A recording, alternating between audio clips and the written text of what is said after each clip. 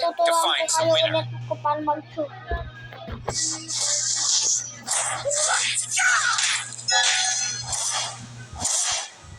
Boxing is not a way to hurt somebody, Dapat but titingnan it na kayo. works. Yan kabunod kayong SS. Tapos, dapat yan. Dapat ganun. Para masakit, ganyan dapat yung mga bid nyo. Para mas masakit.